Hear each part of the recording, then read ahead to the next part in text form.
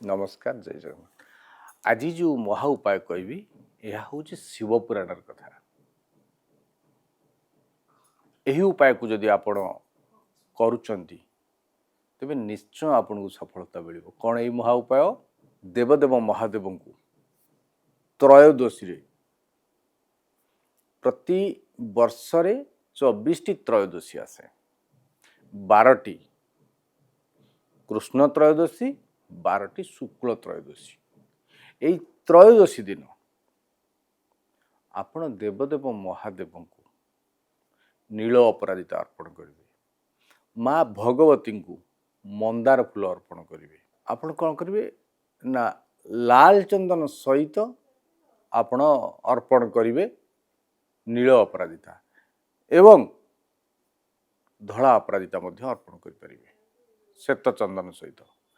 माँ भगवती को मंदार फूल अर्पण करेंगे एवं 24टी त्रयोदशी रे 24टी पद्म फूल लक्ष्मी नारायण को अर्पण करेंगे। विष्णु को अर्पण करेंगे। कौन विष्णु मंदिर जाकि अर्पण करने कहे कि जगन्नाथ को अर्पण करेंगे। जदि एतिकी करती ना सारा जीवन रे आपन को कौन सी कष्ट भोग करने पड़ोनी। यह निश्चित हो जातु करंतु ये महा उपाय। जदि आपण काम करुँच सफलता होगा चाहूँगी समस्या आसूची धन मान सम्मान प्रतिष्ठा ऋणरु मुक्ति रोगरु मुक्ति शोकरु मुक्ति अजथा समस्या केस कचेरी मामला जिते जीवन में रही यही उपाय आपण मुक्ति पाई। खेलघर न भाविकी निष्ठापर भाव करुँच तेबे आपको सफलता मिल। कौ जन्म तो कौन भूल कर पाप कर दुख कष्ट भोग कर तेणु अमान्य आपण को परित्याग करिकी आपण यही उपाय करंतु सुख समृद्धि निश्चय लाभ करेंगे। यह हूँ त्रयोदशी महा उपाय देवदेव महादेव माँ भगवती एवं माँ लक्ष्मी एवं नारायण यही प्रदान जदि करुँच पदार्थ गुड़िक अर्थात श्वेत चंदन रक्त चंदन देवदेव महादेव को अर्पण करने सहित नील अपराजिता धला अपराजिता अर्पण करेंगे।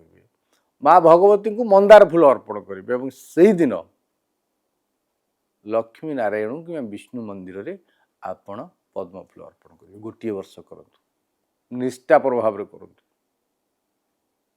सफलता ही सफलता मिले।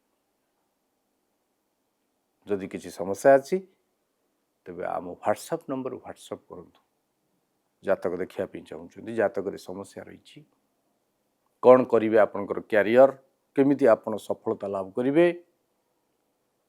कुंडली चक्र रे मंगल दोष रही कालसर्प दोष रही अंगारक जोग रही तेज चिंता करंतु आमको व्हाट्सएप करंतु आम निश्चय आपण समस्या को सहज सरल उपाय समाधान देबु। जय जगन्नाथ।